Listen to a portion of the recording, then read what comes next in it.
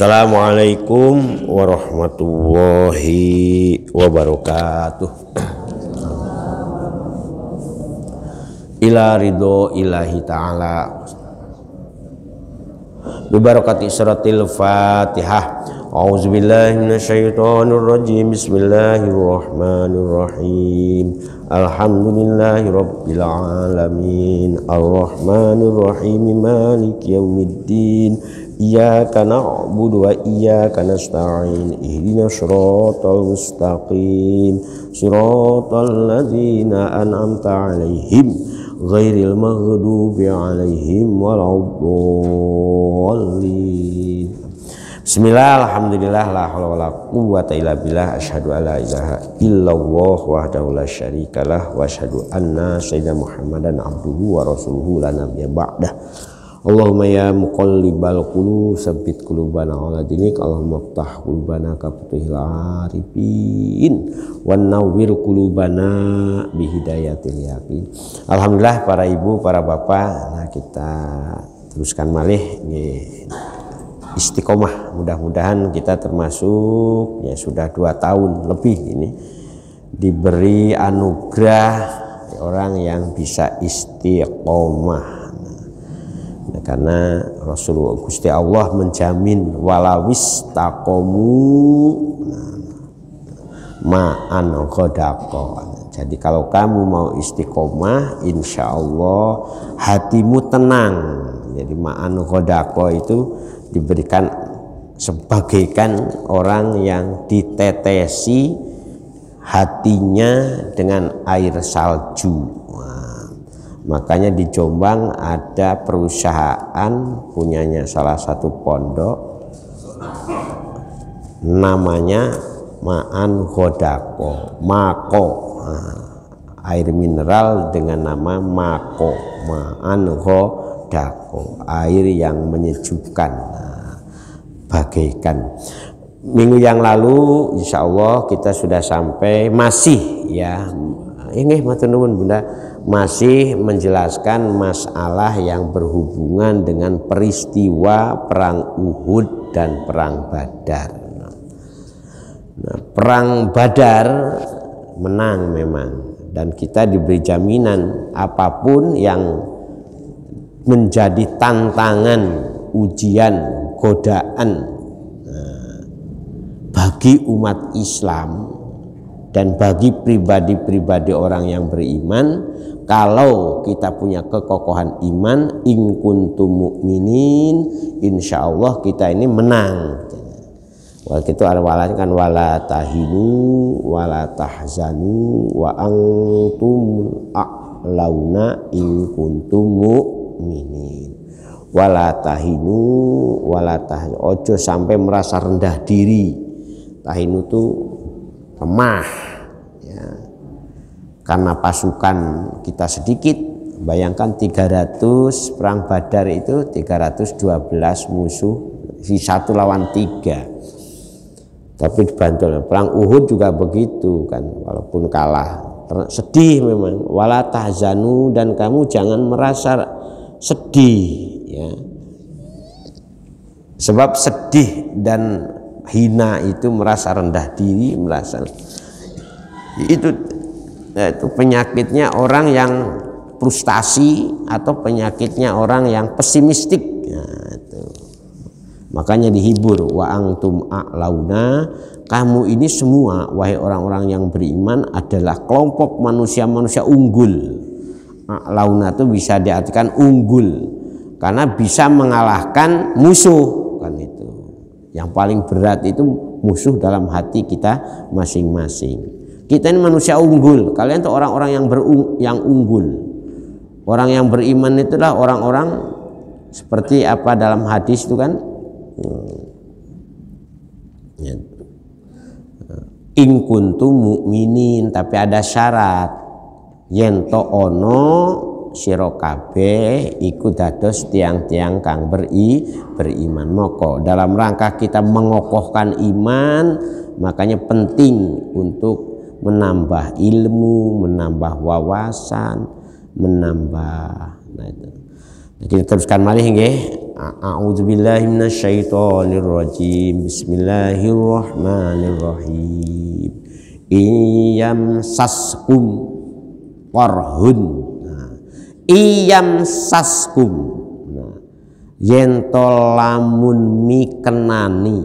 Jadi yamsas itu mikenani, mengenai kita semua, menimpa ya, kum ing sira kabeh orang-orang yang beriman. Menimpa apa? Biyusibkum bi uhudin, yaitu sesuatu yang mikenani, yang menimpa ya, yang mengenai itu, mengenai kita semuanya. Ke waktu perang Uhud apa korhun? Korhun itu fa'ilnya iyamsas. Yamsas itu fi'il mudhari. Ya, ketika kalian waktu perang Uhud ditimpa luka. Nah, jadi korhun atau kurhun itu sama. Jadi kalau ada yang dibaca, ada yang membaca kurhun atau di dalam Al-Qur'an itu tulisannya punya kurhun, itu boleh. Bil fathil qaf wa dhammiha. Jadi korhun atau kurhun artinya sama ya. Jahdun min jurhin wa nahwihi, tegese luka, kesulitan, kangelan, kesusahan. Nah itu kalau ketika kamu ditimpa malapetaka juga boleh diartikan malapetaka korhun, karena ada wanahwihi ya, derita ya, bisa diartikan derita, susah. Nah, tapi ini diartikan sesuatu yang melukai ya, melukai fisik ya, atau melukai hati ya, fisik atau itu kalau hati kan perasaan, kalau fisik itu kan luka. Iya. Nah, kata Gusti Allah bukan hanya kamu ya, sebab yang lain pun faqad massa. Massa itu sama dengan yamsas itunya artinya. Kalau massa itu fi'il madinya, yamsas itu fi'il mudhari. Jadi dalam konjugasi atau dalam tasrif sorof itu kan fa'ala yaf'ulu fa'lan wa maf'alan wa huwa fa'ilun wa daka maf'ulun uf'ul la taf'ul maf'alun mif'alun. Ada fi'il madi, fi'il mudhari dan fi'il amar. Itu kata kerja. Kan kalimat itu kan ada kata kerja, kata benda, ada kata keterangan namanya dorob. Dorob keterangan waktu atau keterangan tempat. Itu menurut tata bahasa Arab. Yang sedikit banyak sudah banyak lupa karena sudah tua, Bu. Kalau dulu Cik Nom masih ingat, nah, sekarang sudah banyak, sudah tua, merasa tua juga ternyata hidup. Pakod masa, kodnya fi'il madi. Pakod masa, maka teman-teman wis ngenani sama ya dengan ambil memikenani nang sinten al kauma kurhun juga mislu. Nah, jadi ketika kalian wahai orang-orang yang beriman yang menimpa kepada kalian ketika berperang Uhud itu luka ya, jenenge perang kena pedang atau kena peluru. Sekarang kan peluru luka sampai tangannya patah atau kakinya patah, dadanya. Begitu juga orang-orang kafir, jangan dikira. Nah, oleh karena itu di sini rahasia Gusti Allah itu. Jadi apa yang terjadi pada perang Uhud juga merupakan rahasia Gusti Allah, dan apa yang terjadi pada perang Badar juga rahasia Gusti Allah. Kamu jangan merasa kecewa, jangan merasa susah, karena orang-orang kafir pun al-kauma di sini al-kuffaro. Nah, kaumanya itu apa yang menimpa kepada kalian hai orang-orang yang beriman menimpa juga gitu kepada orang-orang kafir.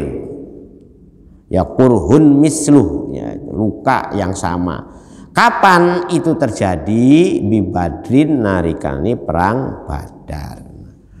Nah, selesai itu Bu. Jadi ketika kita perang Uhud kamu kalah, tapi Gusti Allah juga memberi kemenangan ketika kamu waktu perang Badar. Oleh karena itu, nah yang perlu ingat-ingat oleh jenengan, watil kal ayyamu nudawiluha bainan nas.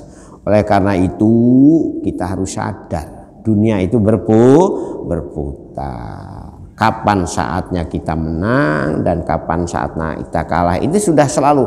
Watil kal ayyamu lan utawi kono mengkono piro-piro dino. Maksudnya nudah wilau itu diperputarkan ya. Ainu serripuha tegese diputar kalau Gusti Allah itu, dipergilirkan kalau bahasa kerennya itu. Jadi apapun kejadian di dunia ini, selalu yang terjadi pada diri manusia itu akan nudawiluha. Jangan ingat-ingat. Jadi suatu nggak akan ada keabadian di dunia, gitu loh Bu. Sekarang rasa enak, sehat, jangan enak-enak, karena ketika kita sehat akan terjadi namanya peristiwa sakit atau langsung mati. Itu sudah dipertanam. Begitu juga ketika sakit, jangan merasa sedih, karena dibalik sakit itu satu, merasa beda nikmatnya pecel waktu sehat dengan nikmatnya pecel waktu sakit. Itu harus anugerah luar biasa. Jadi jangan dikira sakit itu siksa, keliru. Jangan menganggap bahwa sakit itu siksa, karena sakit itu boleh jadi ada 3 kemungkinan. Kemungkinan pertama karena kita sembrono, ya, untuk apakah sembrono makanan, memporsir. Jadi ternyata Bu, tenaga kalau diporsir ya loyo, nggih, loyo. Makanan diporsir kelebihan unsur-unsur yang tidak dibutuhkan oleh jasad kita, kayak kelebihan asam urat katanya ya, kelebihan banyak makan kacang akhirnya asam urat, kebanyakan makan lemak akhirnya kolesterol. Jadi kelebihan sesuatu yang lebih itu. Kemudian akhirnya makan sate, makan gulai, langsung makan duren, gitu. Wah, karena stroke langsung. Alhamdulillah, karena sembrononya kan itu boleh jadi seperti itu. Oleh karena itu sakit itu mungkin sebagai sarana untuk i'tibar, untuk yang kedua. Dengan sakit itu kalau kita ikhlas nerima, itu akan mengurangi siksa kita. Ya, karena dosa-dosa kita nyudoh siksa. Nah yang ketiga, nah yang perlu kita pahami, dengan sakit ini kita harus menyadari kewajiban ikhtiar untuk berobat. Likulidain dawa, kata Rasulullah itu. Setiap ada sakit mesti ada obatnya. Nah, jadi tidak selalu dipergilirkan di antara kita ini, apa sakit, sehat, mati, itu rotasi kita ini. Makanya ketika sakit banyak istighfar, ketika sehat juga harus banyak istighfar, ketika mati tinggal menikmati husnul khotimah. Itu. Dan yang sakit itu banyak. Pengobatan sekarang ini juga di samping ke dokter itu pengobatan namanya pengobatan alternatif. Karena kebetulan saya dari Jawa Barat. Hari Sabtu itu diajak ke ahli terapi orang jatuh, orang stroke. Nah dipijitnya itu hanya jari-jari saja. Nah itu ono sing berok-berok, iya jari-jari saja. Dan mijitnya gak lama, gak sampai 10 menit, tapi banyak yang pulih. Yaitu Gusti Allah nakdirkan. Karena kebetulan bibi itu dulu waktu yang ramu kena stroke sudah 2 kali. Tahun 2016 kena stroke, nah, kemarin awalnya gak bisa jalan, ternyata alhamdulillah sudah bisa jalan kembali, bisa normal. Nah itu satu. Yang satu lagi ada lagi cara pengobatan ini dengan mengeluarkan darah kotor. Kan ada jenisnya itu ada pasdu, ya kan, ada bekam dan ada totok darah. Keluarkan darah kotor. Wah, yang itu yang antri itu dari mana-mana itu. Jadi selalu dipergilirkan. Itu kaitannya dengan pribadi kita masing-masing. Makan juga begitu. Kapan-kapan kita enak, tahu-tahu pernah juga makan tidak enak. Jadi enak dan tidak enak artinya itu Rasul. Dunia juga begitu, kejadian dan kehancuran selalu dipergilirkan di tengah-tengah umat manusia. Maksudnya kan watil kal ayyamu nudawiluha bainan, ingat-ingat itu. Jadi kejadian dan kehancuran itu juga selalu dipergilirkan dengan raja ini seperti negara. Negara itu dari dulu ada negara yang jaya, negara yang bangkrut, negara bubar. Jadi negara sendiri itu jangan dianggap akan abadi, karena di dunia ini tidak yang ada yang abadi. Yang abadi itu hanya satu, rasa yang abadi itu. Rasa ini abadinya itu nikmat selamanya. Nanti abadinya rasa itu masuk alam kubur. Nah, jadi yang abadi. Makanya rasa itu di dunia diberi isyarat tidak terikat oleh ruang dan waktu. Karena apa? Karena indikator yang akan memberi ending dari kehidupan kita ini tinggal rasa nanti. Jadi jasad bosok, ya. Istilahnya itu hati ngadam, ruh sirno, tinggal sir rasa. Rasa ini merupakan rahasia dari 3 jenis jeladren manusia jasad. Ketika kita sakit ada rasa, ketika kita makan enak ada rasa. Hati itu sebagai generator yang menggerakkan segala keinginan dan gerak jasad, itu hati. Ruh itu sebagai ininya, sebagai bahan baku yang menggerakkannya, ya, dayanya itu. Makanya kan daya hidup, daya kuat, daya gerak itu ruh.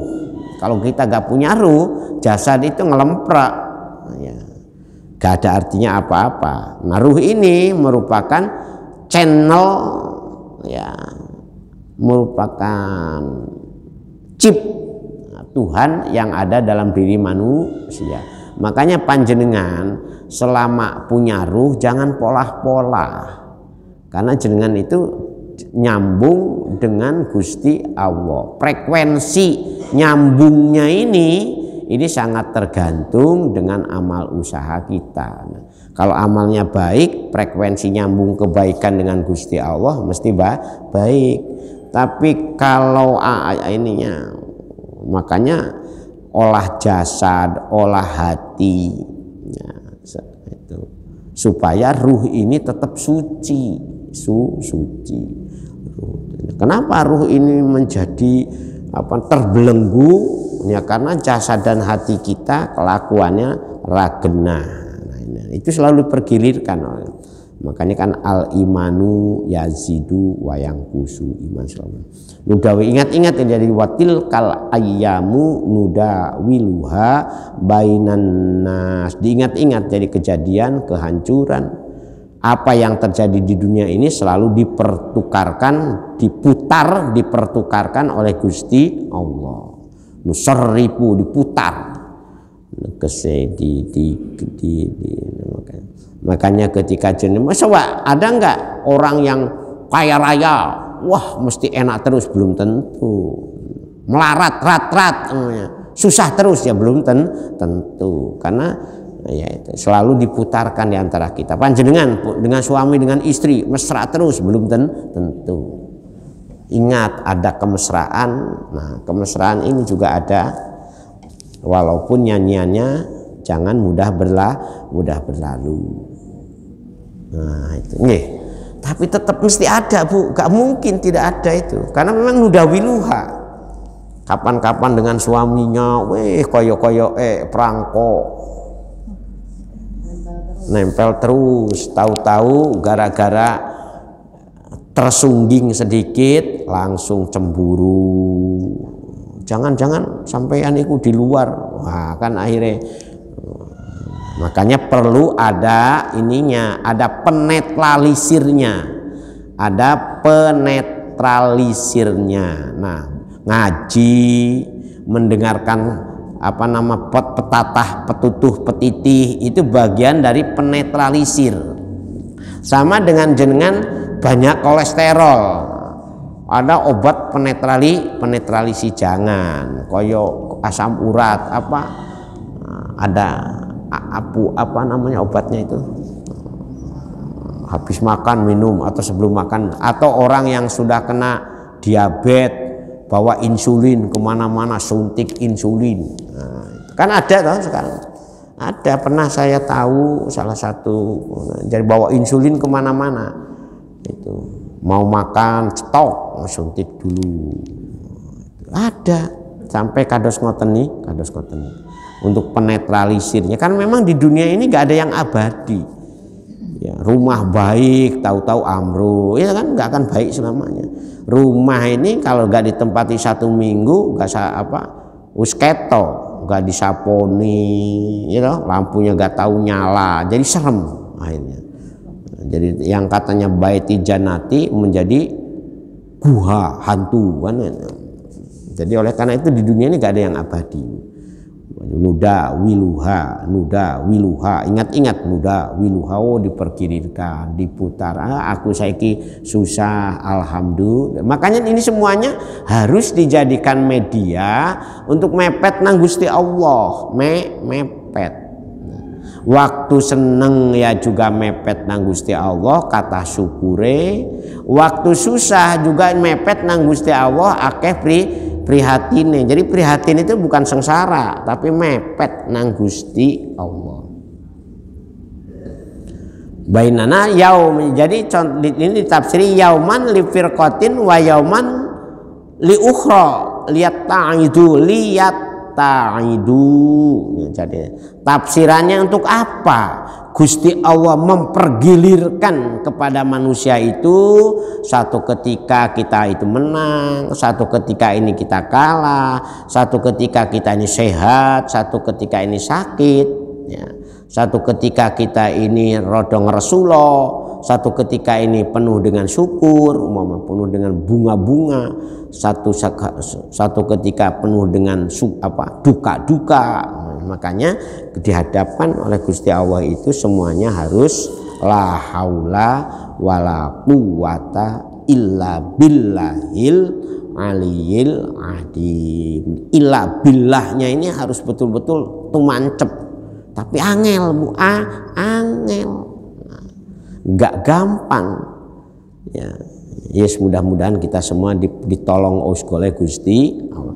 Lihat ta'idu, sebab kalau tidak seperti itu manusia itu tidak akan mendapat pelajaran katanya. Lihat ta'idu dalam rangka kita ini supaya mendapat pelajaran. Nah, menjadi menjadi kaca benggolo, ada istilah kaca benggolo kan? Yang ngalapi tutur ya itu. Jadi kita semua itu, kalau tidak maka kita ini akan takabur. Orang sehat terus kayak Fir'aun, diluluh oleh Gusti Allah, sehat terus. Kemudian sembodo, akeh dunyo, akeh macem-macem. Tapi akhirnya matine ora keturung kan, ora selamat. Jadi akhirnya merasa begitu dia di tengah-tengah laut itu mau dikeremkan oleh Gusti Allah, dia menyadari no sing luwih kuwasa ya. Nah kan bengok-bengok nang Nabi Musa bagaimana supaya Firaun itu ditolong untuk mau taubat, karo malaikat gak ono waktumu dan makanya makanya Rasulullah mengingatkan kita, taubat ini akan kita terima malam yughargir, selama kita belum syakaratul maut. Nah itu kan ayat sebelumnya juga kan gitu.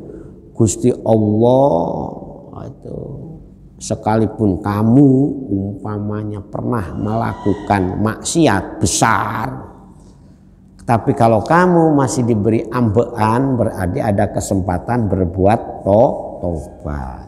Dan Gusti Allah sama saja bagi orang yang berbuat salah, dzalamu anfusahum, itu kan ayat itu. Makanya kita upayakan ya diikhtiari lah. Untuk apa Gusti Allah memberikan pitutur adanya dipergirirkan, ada kejadian kehancuran, adanya kemajuan. Makanya kan di dunia itu ada istilah titik kulminasi. Jadi kalau makanya ada hitung-hitungannya, matematik kan, hitung-hitungannya dengan ada titik ketika naik, endingnya ada titik kulminasi, turun lagi, kan itu mesti gak mungkin. Jadi ada titik seperti kita usia ini perlu dipetakan ya, usia sampai berapa untuk apa, dari berapa ke berapa untuk apa, dari jadi karena di dunia ini tidak ada yang abadi. Saya gak enak, golek makan sing enak.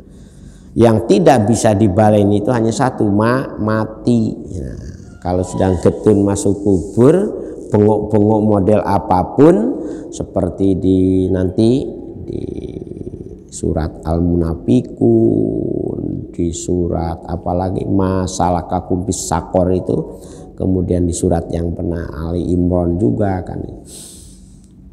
Waliya'lamallahul ladina amanu wa yattakhidha minkum syuhada.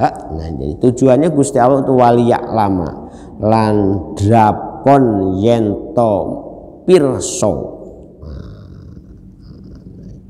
supaya kita ini Gusti Allah mengetahui kepada apa yang dilakukan oleh umatnya, oleh orang yang beriman, oleh orang yang kafir. Nah, itu alladzina amanu, orang-orang yang beriman ya. Orang yang beriman yang bagaimana? Akhlasu fi imanihim min ghairihim, yaitu orang-orang yang beriman dengan tulus, dengan ikhlas, yaitu dalam imannya itu jadi ajeg, kokoh batinnya itu, sehingga mereka yang yang mengalami pergiriran kejadian itu, apakah ketika menang atau kalah, atau wayatakhida minkum syuhada, atau ketika kita berperang tahu-tahu kita mati syahid. Nah, mati karena berperang. Nah, tulus berjuangnya itu, sampai mereka yang ikut berperang ini kan, ini bercerita tentang perang Uhud dan perang Badar kan itu. Yang mati di perang Uhud, yang betul-betul perangnya ini niatnya itu betul-betul li'ila'i kalimatillah, maka oleh Gusti Allah itu dikenali, diketahui, diperlihatkan kepada kita ini siapa yang betul-betul berjuang demi lillahi ta'ala. Nah, begitu juga kita di dalam ngurusi masalah umat, masalah masjid, masalah pendidikan, masalah kebaikan, itu perlu ada yang berjuang, Pak. Gak mungkin akan terwujud, karena apa? Wal takum minkum ummati yad'una ilal khairi wa ya'muruna bil ma'rufi. Harus ada yang peduli ya di antara kalian semua tentang perwujudan ma'ruf dan pelarangan mungkar. Ono sing ngurusi masjid, noto, bangun, ngerawat, gak gampang, Bu. Bangunnya gampang, kadang-kadang merawatnya angel. Ngurusi masjid itu angel, karena banyak rintangannya, banyak godaannya. Makanya Gusti Allah mengingatkan, innama ya'muru masajidallah, itu man amana billahi wal yaumil akhir. Noto iman itu harus kuat. 1 hari 2 hari aktif koyo-koyo jadi pejuang, cautannya ceklek. Ini 1 kali kegiatan, 2 kali kegiatan, 3 kali kegiatan, semangat. Habis itu anget-anget tai ayam katanya. Nah, itu. Dengan kebaikan itu memang seperti itu, itunya itu apa tantangannya. Oleh karena itu monggo kita ini yang akhlasu, bagaimana noto ati sing tulus tuh ora ono tendensinya, apalagi ditambah dengan tendensius. Ada tendensi dan tendensius, ambisi dan ambisius.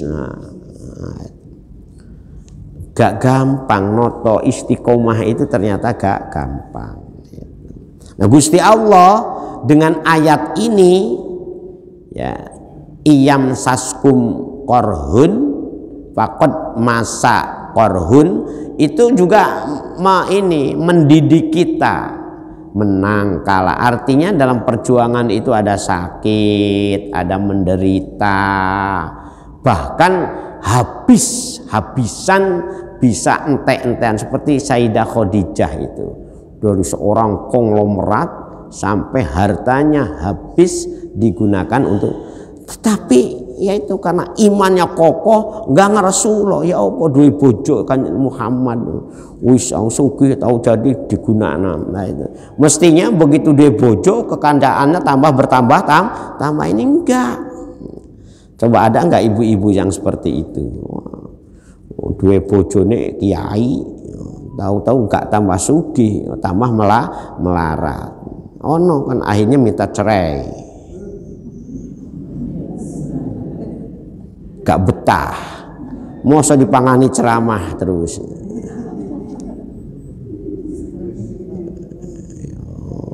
Sana ceramah ke sana kemari oleh amplop tipis. Mari ngono apa panitianya diamu. Ya punya ngoni bojoku kok tidak tahu akeh. Astagfirullahaladzim. Ada yang begitu itu cerai. Padahal suaminya hafal Quran macam. Masa aku keimangan ayat Al-Quran toh. Gak betah, boten betah. Nah, gagal jadi Khadijahnya itu. Makanya doanya kan Allahumma alif bainahuma kan kama alafta baina Adam wa Hawa. Abot Nabi Adam juga kan gitu abot. Nah itu Allahumma alif bainahuma, seperti Zulaikha dengan Nabi Yusuf, mantan istrinya raja yang gemerlap dengan kemewahan, begitu jadi istrinya Nabi Yusuf ya, ternyata tapi karena cinta menggelora. Nah makanya ada kekuatan namanya cinta, itu bisa mengalahkan segalanya. Jadi kalau ada yang cinta mempertimbangkan materi, namanya matre. Begitu melarat lagi suaminya, naik, tahu-tahu down. Nah, mari ngono bojone tak cerai ae Mas kalau ngene ceritane. Awak enggak kuat bandani aku meneh. Ada kemungkinan dan itu terjadi. Saya pernah menemukan orang yang berwatek. Tapi begitu suaminya naik lagi, godak lagi, godak lagi. Jadi ini suaminya, boleh aku kembali lagi tapi ada syarat. Nah, kalau aku bangkrut meneh, awamu aja jaluk cerai meneh kan. Ada ini. Jadi, dan oknumnya juga saya tahu. Makanya ketika kita ini tapi gak ono nang kini Bu. Oleh karena itu ketika kita ini diberi anugerah harta, makanya kan ada doa Rasulullah itu, Allahumma inni a'udzubika mimmalin yakunu alaya adaban. Ya Allah, hindarilah saya ketika engkau menguji dengan limpahan harta, ternyata harta itu jadi azaban, jadi siksa untuk kami, wa min waladin yakunu alaya wabalan. Dan juga begitu ketika kami dianugerahi anak, di mana anak itu bisa menjadi wabalan, menjadi ujian. Nun sewu yang ketiga Bu ya. Itu jangan tersinggung ibu-ibu. Wa min imra'atin yusibuni qoblal masib. Di doa-doa Rasul itu. Dan ya Gusti mugi panjenengan hindarilah, bebaskan kulo saking istri-istri yang membuat istri ini beruban belum waktunya. Yusibuni maksudnya istri yang selalu menyusahkan. Jadi 3, makanya kan al-malu wal banuna zinatul hayatid dunya. Itu ada doanya itu, Allahumma inni a'udzubika mimmalin yakunu alayya azaban wa min waladin yakunu alayya wabalan wa min imra'atin yusibuni qoblal masib. Jadi ada. Suami juga sama Bu, ada yang menjengkelkan ya. Nah, jangan dikira hanya orang perempuan aja bapak-bapak. Suami, oh no, suami, makanya Rasulullah memberi ini. Kalau suami medit, nggak tahu belanjai suami apa istrinya itu, maka suami boleh dicolong. Duitnya tahu-tahu ditaruh kopeah, karena nggak tahu dikene bojone, duitnya ditaruh di kopeah. Goleki kopeah sing endi sing biasa gawe nyumpelno.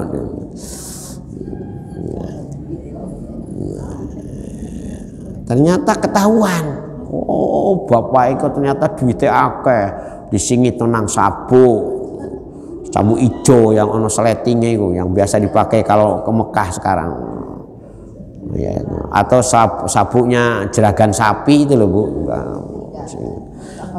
Ya, tahu-tahu ketinggalan nggak dipakai, duitnya nyelempit nang kono, tak colongnya nggak tahu, ini boleh. Jadi ibu-ibu boleh nyolong duit bojone sing bojone ora tahu ngai belanja. Boleh. Jangan khawatir ya, boleh. Sama halnya juga suaminya juga boleh tidak memberi secara wajar kepada istrinya kalau istrinya itu orang boros. Kalau cerewet gak apa-apa Pak, yang penting jangan boros Pak. Jadi kan ada nun sewu. Nah ini mohon maaf, ini menurut salah satu kitab yang pernah saya baca. Ini kitab ya, jangan nyalahkan pengarangnya, benar tidaknya wallahu alam. Ini perlu ada penelitian. Kenapa kata Rasulullah itu orang wanita ketika kita mau meminang, mau melamar, boleh dilihat wajahnya dan 2 telapak tangannya. Jadi ternyata dari wajah itu ada indikator-indikator perwatakan psikis dan psikologisnya. Sementara dari tangan itu lihat tangannya itu jari-jarinya ini kira-kira kalau begini rapet apa begang. Nah kalau rapet indikator istri itu bisa menyimpan hasil usaha suami, tapi kalau begang istri itu boros. Makanya Rasulullah membenarkan juga ya, kalau istrimu boros dikai opo wae entek ya, belilah sewajarnya. Apalagi belanjanya sekarang tidak pergi ke mall, pergi ke Shopee lewat HP. Shopee ditutul-tutul. Ini jadi itu Bu, kenyataan kita di dunia ini kados ngoten niku nggih. Jadi apa yang terjadi pada diri kita ini, kapan saatnya kita jaya, tahu-tahu apes bangkrut. Jangan dianggap apes, jangan dianggap Gusti Allah sedang nyiksa, tidak. Memang dalam kehidupan itu selalu terjadi seperti itu. Makanya ada sakilah, ada kudroh. Kulu syai'in ala sakilati likuli syai'in qadra. Jadi ada jalannya sendiri. Dan itu semuanya ada ininya, ada penetralisirnya. Kalau istrinya boros, suaminya juga harus hemat supaya anaknya iso sekolah, iso di rumah, kan itu. Kalau suaminya medit ya supaya ini ya oleh dicolong, jadi adil. Tiap dino dicolongi. Ketika marah-marah suaminya, kemana duitku? Aku sing nyolong. Terang-terangan, kenapa? Awakmu gak tahu ngaweki blonjo. Wallahu utawi Gusti Allah iku la yuhibbu ola demen sinten Gusti Allah ad-dhalimina kedua tiang-tiang ingkang zalim ai al kafirinya tegese kepada tiang-tiang kafir. Nah ini ada contohnya, yu'aqibuhum wa ma yun'imu bihi alaihim istidrajun. Nyiksa nang Gusti Allah itu kalau dengan cara apa? Gusti Allah la yuhibbu, yaitu dengan menyiksa mereka.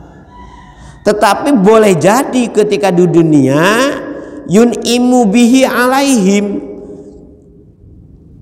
nah mereka diberi beri nikmat kepuasan yang luar biasa bagi orang-orang kafir. Tapi ingat, kepuasan dunia untuk orang-orang kafir itu istidrajun, sebagai penglulu. Makanya jangan pun iri. Opo ya sing duwe sito, sing duwe royal, aku jualan nyewa di royal gak tahu laku. Nah, sementara yang duwe royal tetap oleh bagian. Karena nyewakan tempat. Tapi banyak yang ini sekarang, banyak yang kosong ya, mal-mal besar itu. Ya, itu. Dulu kan seolah-olah bangga belanja ke mal. Di samping sewanya mahal, ternyata konsumennya juga mulai beralih ke mall Shopee. Ya, kadang-kadang walaupun memang kita juga, nah di sini perkembangan budaya yang perlu mendapatkan penyelesaian hukum secara dinamis. Dulu orang tidak pernah membayangkan orang membeli itu tidak ada barang di depan mata. Sekarang kita ini membeli hanya berbasis indikator-indikator yang ditayangkan di dunia maya, kan itu. Ya kalau kurang hati-hati ya bisa ini juga, ya bisa keliru. Bahkan banyak juga menjual barang-barang yang KW palsu tetapi dihargai ori kan. Makanya dunia maya ada yang mengatakan ya membeli barang lewat dunia maya kalau belum yakin betul itu dianggap belum ada bayinat. Nah, karena rukun jual beli itu kan ada al-aqidani, ada ijab qabul. Nah ini sekarang itu berbicara ijab qabul, membeli barang lewat transaksi online ini menjadi perdebatan para ulama. Ya, seperti nikah umumnya lewat video call ini gimana? Itu karena sekarang ini itu kan. Jadi hal-hal seperti itu kalau kita tidak ngerti bagaimana landasan filosofi cara menentukan ketentuan tertentu, ya bisa jadi kita ini terjerumus kepada praktek-praktek gis, tadlis, wal khida, praktek-praktek penipuan. Ngoten Bapak, monggo kita ada barangkali ada yang ini. Jadi boleh ibu-ibu nanti nyolong dari mana sampean? Menurut Pak Yainya. Nyolong duit bojone sing medit.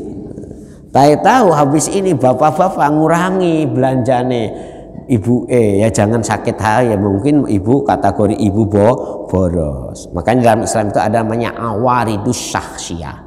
Ada orang-orang tertentu yang tingkat tasarrufnya, tingkat aktivitasnya dibatasi ya, seperti sapi itu ya orang-orang boros.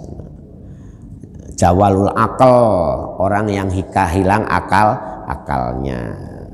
atau orang-orang yang masih belum balik, ya itu masih dibatasi, ini nggak boleh. Kemudian orang lupa, nah orang lupa tidak diakui namanya. Ikroh karena dipaksa itu tidak diakui transaksi. Saya disuruh beli ini paksa, ikroh. Maka jadi ada perbuatan-perbuatan manusia itu yang perlu diperhatikan. Nah, itu ngoten Bapak-bapak nggih. Nah, alhamdulillah kita ini oleh para ulama sudah diberi itunya itu. Resep-resep penawarnya itu sudah diberi. Oh kayak ngene yang ini itunya. Jadi supaya berada di dalam koridor yang benar itu sudah ada rambu-rambunya tuh ada. Boleh ya. Berarti kalau bibit, bobot, bebek itu ya benar ya. Benar itu. Jadi kenapa? Karena memang seperti contohnya tungkahul mar'atu li arba'in, gitu kan? Li jamaliha, terus li maliha, li nasabiha, li diniha, pabdar bidatidin taribat ya yada. Orang laki-laki kepincut, nah, bahasa sederhananya kan kepincut untuk milih calon istrinya itu mesti pertama yang dilihat itu performanya dulu. Nah, gimana calonnya itu cantik apa tidak? Cantik juga relatif kan, cantik menurut Pak ya dengan cantik menurut saya. Walaupun tahu ukuran cantik itu kayak bintang film umpamanya. Yang kedua hartanya ya opo. Yang ketiga keturunannya. Yang keempat agamanya. Jadi kalau memang kita untuk milih dibalik Pak, coba lihat agamanya dulu. Nah, kedua bagaimana nasabnya. Sebab nasab itu penting karena namanya genetik itu nggak bisa dibodohi, nggak bisa dibujui. Makanya muncullah ada boleh seorang suami ketika menemukan istrinya ini ternyata punya genetik ya epilepsi. Punya genetik gendeng, ngetes gendeng nih Pak, ya, atau gila, nah, ketahuan. Nah makanya dalam ilmu pergenealogian, nah, kan genetikan, makanya ada namanya genetika. Tapi kalau jenengan ridho, gak apa-apalah, tak rawat saja, ya tak terima. Tetapi kalau jenengan gak mau nerima, boleh dikembalikan lagi kepada mertuanya itu. Kalau memang ada indikasi ada penyakit yang sulit apalagi, makanya kan iyakum al-huduro'a. Wahai calon-calon suami, hindarilah kamu memilih calon istri yang tidak jelas asal usulnya. Nah, itu. Makanya muncullah istilah bibit, bobot itu kualitas. Nah, itu. Kita karena istri suami itu ikhtiar dunia dalam rangka hibduddin wa nasl, menjaga agama dan keturunan. Nun sewu, ibu-ibu kadang-kadang menyembunyikan penyakit keturunan, namanya karir, ya kan? Ya, itu boleh. Begitu juga ibu-ibu bisa minta pasah atau gugat cerai kalau suaminya diindikasikan setelah nikah ketahuan kenapa? Kena penyakit generho atau sepilis, kena AIDS, HIV, boleh. Nah, itu Pak ya. Jadi ada, memang adil Islam itu. Ya, karena apa yang kita bangun itu bukan hanya kepuasan sesaat, bukan hanya kumpul semalam, tapi memang untuk selamanya, kan itu. Makanya muncullah ayat ku ampusakum wa ahlikum naro. bibit, bobot, bebet. Nah, itu perlu makanya perlu dilacak. Jadi telusur, pelacak, jejak, trik rekod dan trik yang lain termasuk trik genetik dan segalanya itu menjadi ikhtiar kita di dalam rangka bagaimana membangun sebuah rumah tangga itu yang sakinah, mawaddah, warahmah. Makanya dulu ada istilah kufu dalam istilah kitab fikih itu, kafaah,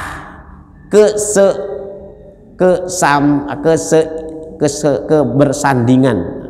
Bagaimana bahkan Imam Syafi'i tidak bolehkan ya seorang wanita keturunan bangsawan nikah dengan laki-laki biasa.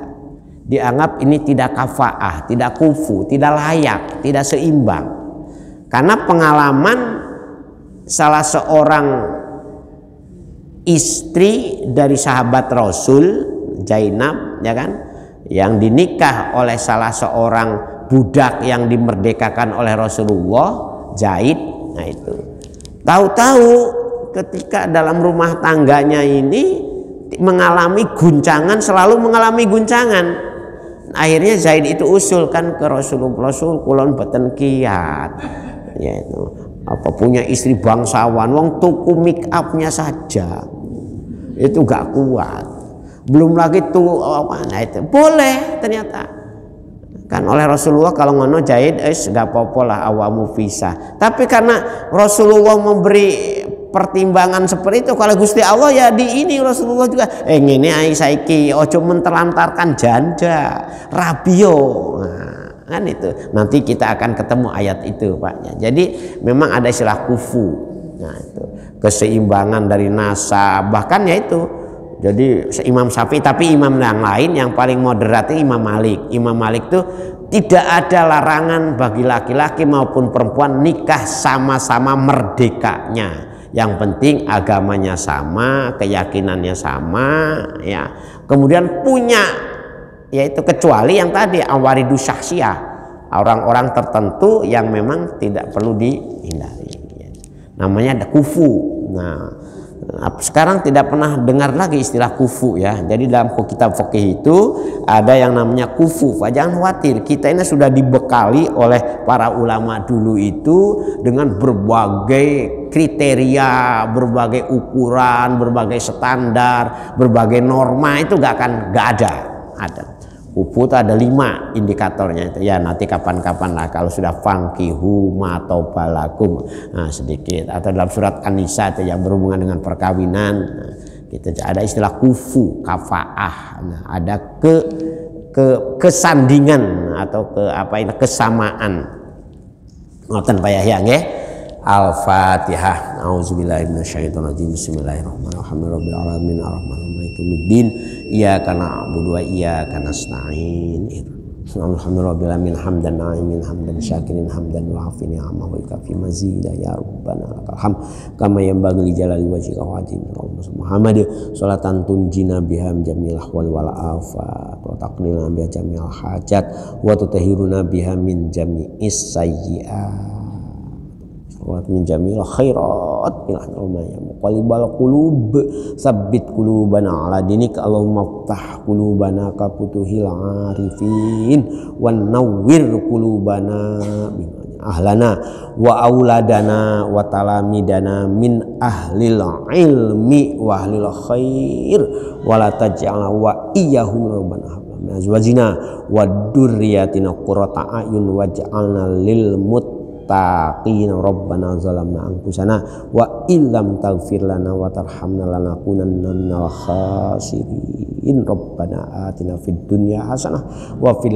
akhirati hasanah wa qina azabannar wa qina subhana rabbika rabbil izzati amma yasifun wa salamun alal mursalin walhamdulillahi rabb. Sekurang dan selebihnya afwan ihdinas siratal mustaqim. Assalamualaikum warahmatullahi wabarakatuh.